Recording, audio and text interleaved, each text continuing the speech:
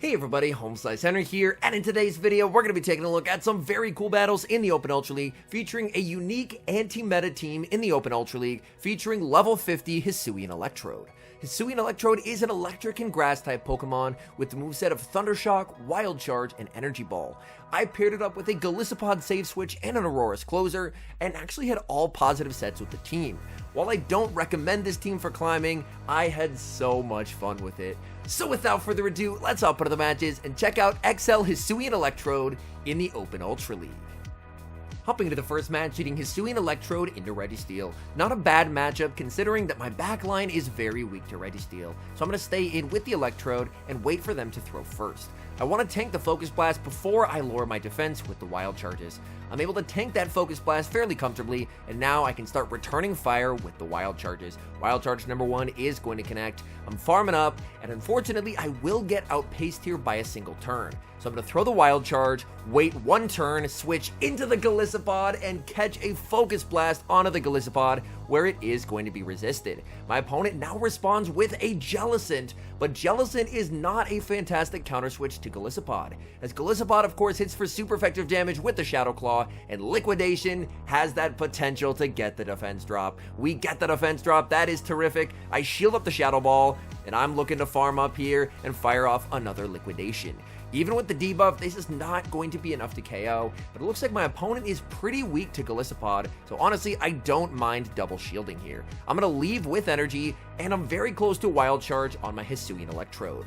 Opponent is going to send in the Registeel. I'm just looking to farm up as much energy as possible, and this should be a range where an X-Scissor can be lethal. X-Scissor will KO the Registeel in the back. It's a Charizard, and I'm actually baiting here. This is a bit of a risky call, but they have 2 shields, and they're going to start using them now. Thanks to the bait, I make it to the Liquidation, and this should be pressuring the final shield from the opponent. I'm going to let the Golisopod go, send in Aurora's, just to force them to throw their energy, and then once they Blast Burn, this game is over. They Blast Burn the Aurora's, switch back into HISUIAN Electrode, and we get the Wild Charge. Hello Charizard, goodbye Charizard, and that's a good game. Picking up a decent lead in the next match, HISUIAN Electrode into Shadow Dragonite. HISUIAN Electrode does win the 0 shield and the 1 shield, so if my opponent is willing to double shield, I'm just going to concede switch, because if I double shield, I'm not winning switch advantage anyway. So I am going to shield once, farm up just shy of the double Wild Charge in case they were trying to catch when I made it to 2. Wild Charge, massive damage onto the Dragonite, and we win lead. But the happiness is short-lived, as now there's a shield advantage Cobalion that I have to deal with, and my backline gets torn to shreds by Cobalion. I'm going to send in the Golisopod, but I'm forced to shield up the Stone Edge, and now I'm going to begin firing off Liquidations. Liquidation is going to be no shielded. We do get that ever important defense drop. I make it to another Liquidation, and this should be grabbing the first shield from the opponent. But the Cobalion still has a shield to hide behind. They're going to bank energy and send in Charizard. I have the energy lead. I decide to full send here, hoping they try and call the bait, but they do not. I continue to farm with Golisopod. Go for the catch onto Aurora's. Were they able to react fast enough? Is this the Blast Burn? No, it's the Dragon Claw. That is a big catch. I'm farming up with Aurora's. The nice thing is, since I caught a Dragon Claw, a Blast Burn is not going to be enough to KO here. They're going to need a third charge move, which unfortunately they get to. That is really not good for me. Dragon Claw is going to be lethal. I have energy on the Electrode, and I'm not in Sacred Sword range yet if they send in Cobalion. I farm up with the Electrode. They snipe with the Cobalion. I should barely live the Sacred Sword, but they go for the Stone Edge. In comes Golisopod. I overfarm as much as I can, and I'm going for the Liquidation. This is going to be close. Can I live the wing attacks to make it to the Liquidation? The answer is yes. Golisopod with 1 HP takes down the Charizard and secures the win. Moving into the next match, leading HISUIAN Electrode into Obstagoon. Considering I have Aurora's in the back, I'm incredibly happy to catch the Obstagoon on the lead. I'm looking to farm up quite a bit with the Electrode, not wanting to throw until they throw first, but but my opponent is going to wisely overfarm and play to the CMP tie, as now, since they lose CMP, their Night Slash is going to do a lot more damage than it typically would. I'm still able to tank, and since I win CMP, I can either guarantee switch advantage or shield advantage here. My opponent is going to give me shield advantage, and here I'm just going to let the Electrode go. My defense is 4 stages debuffed, so I'm just going to let the Electrode get KO'd and send in Golisopod. Golisopod, farm it up, make it into the X-Scissor on the CMP tie, and this will hit for super effective damage onto the Obstagoon. X-Scissor does not KO, and that leaves it in an extremely uncomfortable health range, where this is going to be an absolute nightmare to try and farm down.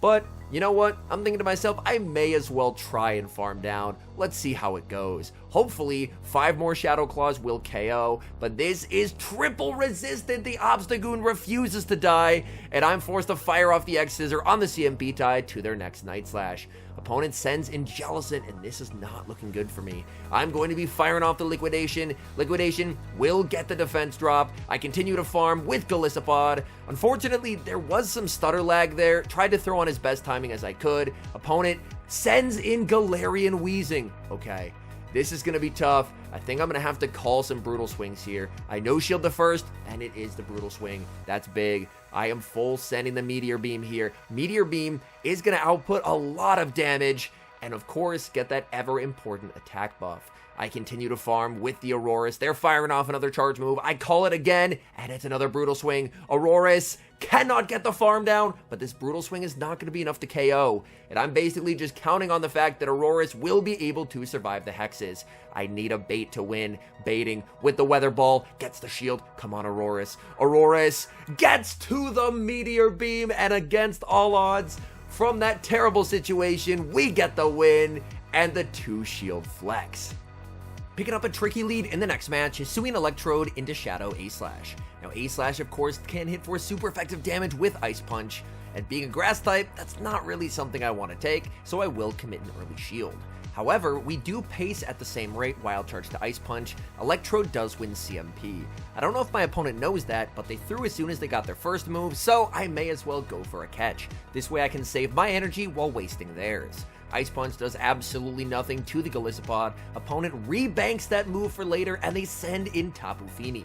Now Tapu Fini of course is going to be resisting everything that Golisopod throws at it, but of course the Shadow Claws will continue to deal some solid neutral chip damage. I'm just firing off Liquidation after Liquidation, looking for a potential debuff. Unfortunately, we go 0 for 2 on debuffs. They're firing off a charge move. They need the Moonblast to kill here. They go for the Surf. Surf is not going to cut it. Golisopod able to hang on, make it to a third Liquidation. Liquidation connects. We get the debuff. They're trying to make it to the Moonblast, but Electrode says no.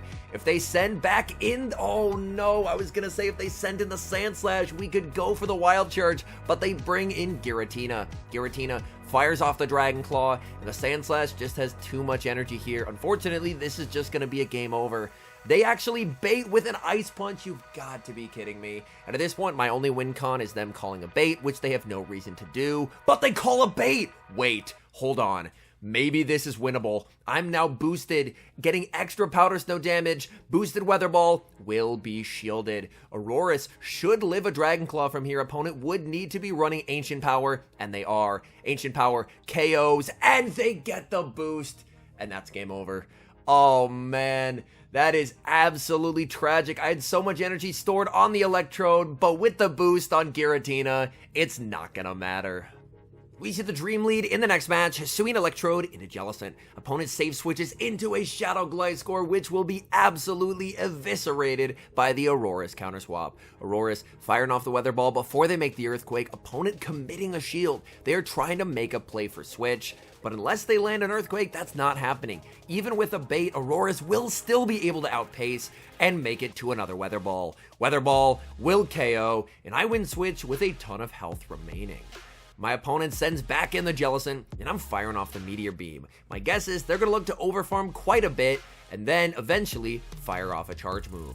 I actually decide to save the Aurorus for later, and I switch, hoping to catch a Surf onto the Golisopod, but I end up catching a Shadow Ball. That is definitely not ideal for me, as now I'm going to be forced to burn my final shield on the Golisopod. Unfortunately, catching the Shadow Ball there when I did not mean to proves to be very problematic, but in the back. Golisopod just way too strong. As they have Aurorus, we get the defense drop, and the opponent concedes the match. We see a familiar lead in the next match, HISUIAN Electrode into Shadow A-Slash. Same game plan as before, play out the one shield, but hopefully catch their second Ice Punch onto my Golisopod. I'm striking first with a Wild Charge. Wild Charge hits very hard, so we will see a shield from the opponent.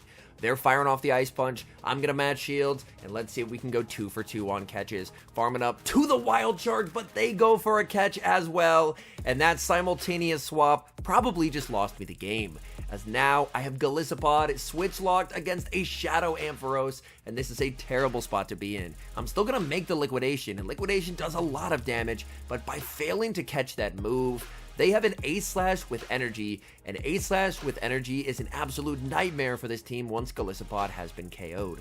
Brutal Swing does a lot of damage. I'm farming up with the Electrode, and I'm firing off the Energy Ball. This, of course, will be lethal, and I should be very close to a Wild Charge versus the A-Slash. Opponent is going to send in a Tentacruel instead, and this would deal massive damage if it lands, but the opponent shields, and at this point, this is just game over. They can send in the Sand Slash. My only hope is for some reason they go for a bait, but they have no reason to. They connect with the Drill Run, and I resign the match. Same leads in the next match, and I'm looking for some redemption. So far, A-Slash leads have not gone well for this team. This is actually the non-Shadow A-Slash, which means if they want to, they can no-shield the Wild Charge. Wild Charge connects, that still does quite a lot of damage, but since it's the non-Shadow, they're able to tank it. My defense is debuffed, so I will commit a shield, and I'm going to go for the same catch play as I do, and this time it is successful. That is massive. I have energy stored on the Electrode. My opponent sends in a Galarian Rapidash. Opponent also legend and also running some spice. Mad props to the opponent. I bait with the X-Scissor, and Rapidash is going to commit the shield. Galar Rapidash is extremely glassy. As you can see, these Shadow Claws, I mean, they do hit for super effective, but they are just shredding through the Rapidash. I do lose CMP on the Body Slam, but X-Scissor is going to deal some solid chip. I continue to farm up. They're going to fire off another Body Slam. I'm going to let this go. And now I can potentially look for an aggressive farm down with the Electrode. I saved the Golisopod in case I need to catch later on. I shield at the last second, and I'm very happy that I did. Opponent is going to send in the Sand Slash. I'm over farming as much as possible and fired off the Wild Charge. Wild Charge is going to KO the Sand Slash. What does my opponent have in the back here? They have a Swampert in the back, and I'm firing off the Energy Ball. Do they know about the Energy Ball? Yes, they do. Swampert over farming, but they play to a CMP tie that they do not win. Electrode winning CMP, one-shotting the Swampert, and that's a good game. Hopping into the final match, leading HISUIAN Electrode into Scrafty. Definitely happy to catch the fighter on the lead with Aurorus in the back. I believe in this initial matchup, I do end up misplaying it quite a bit.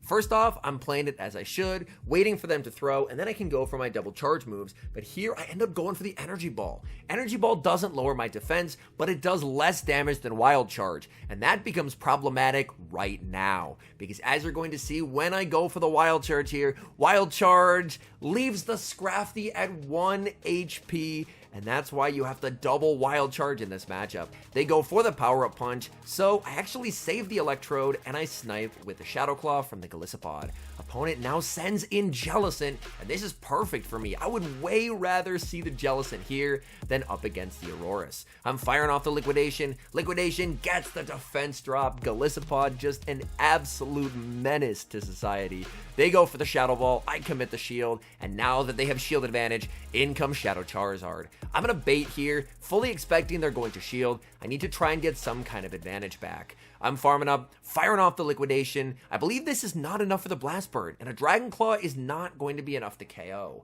And here, I'm actually going to fire off the Liquidation and let the Golisopod get farmed down because I want to retain the ability to switch. I still have the Electrode if I need it, and now I can bring in Aurorus. I tank any one move here, and the opponent baits. Oh, that is terrific. It's a CMP tie, and that should secure victory here. As I can shield up, they bait again with the Dragon Claw, but since it's CMP, they can't switch out.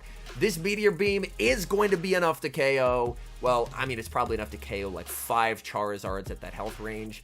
They're gonna send in the Jellicent, but Surf does not KO Aurorus from here. Aurorus able to tank and make the Meteor Beam. I'm throwing it as soon as I get the energy. Boosted Meteor Beam, KOs the Jellicent, and that's a good game.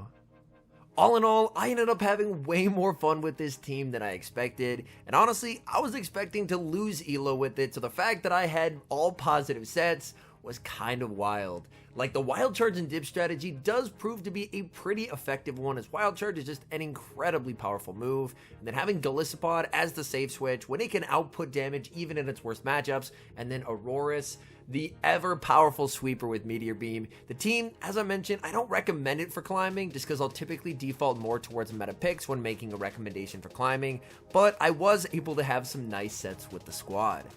Anyways, thank you guys so much for watching. If you're enjoying the content, make sure to leave a like and subscribe to the channel if you haven't. And a special thank you as always to our members here on YouTube. The support you guys provide is absolutely incredible. So thank you guys oh so very much. And until next time, I've been HomeSliceHenry.